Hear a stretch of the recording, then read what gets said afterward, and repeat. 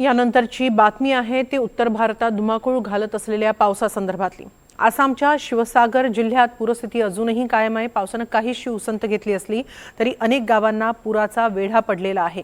बेदबारी गावातही पुराचं पाणी ओसरलेलं नाही, त्यामुळे नागरिकांचे मोठे हाल होत आहेत।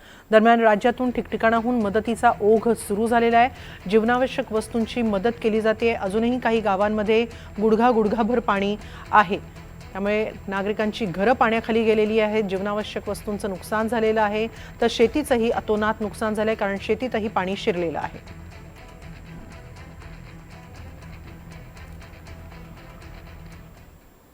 तर उत्तराखंडमध्ये सध्या मुसळधार पाऊस बरसतोय। अशा डेहराडूनमध्ये सोंग धरणाकडे जाणाऱ्या रस्त्यावर एक मोठं भगदाड पडलेलं आहे।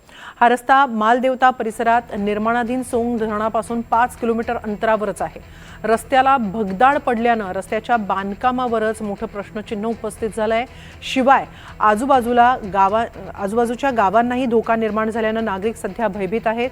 हा रस्ता अगदी डोंगराच्या कडेनं जातो, त्यामुळे दर्याखोऱ्यातील गावांसाठी हे भगदाड पडणं हे निश्चितच चिंताजनक आहे।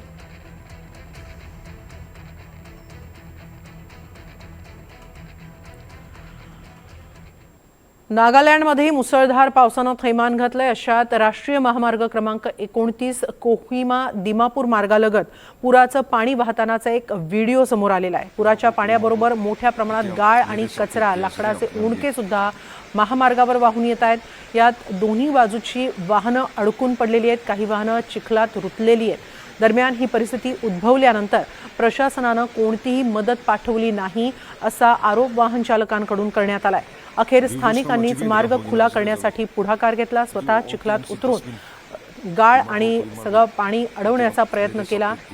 वाहनं त्या गाळातून बाहेर काढण्याचा प्रयत्न स्थानिकांकडून करण्यात आला।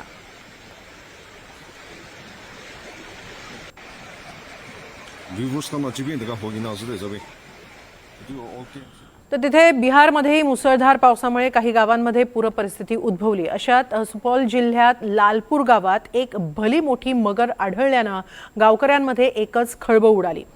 4 फुटी मगर गावकऱ्यांनीच सुखरूपपणे पकडली आणि वनविभागाच्या स्वाधीन केली। वनविभागानं नंतर ही मगर कोसी नदीत सोडून दिली। वनविभागानं गावकऱ्यांनी दाखवलेल्या सतर्कतेचं आणि पुढाकाराचं कौतुक केलंय।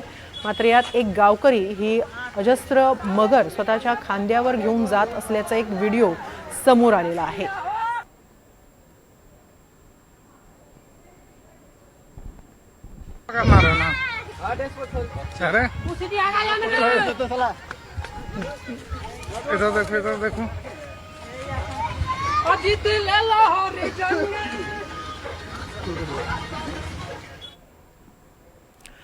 तर हिमाचल प्रदेशातील सिरमौर जिल्ह्यात मुसळधार पाऊस बरसतोच आहे। त्या पावसामुळे मोठं नुकसान झालंय। कातसन मंदिराजवळ पुराच्या पाण्यात अडकलेल्या 4 कुटुंबातील 25 जणांची सुखरूप सुटका करण्यात आली। दोरखंडाच्या साहाय्यानं राज्य आपत्ती व्यवस्थापन विभागाच्या पथकानं ही मदत केलेली आहे। गेल्या 24 तासात 8 कोटी 32 लाख रुपयांचं नुकसान झालंय।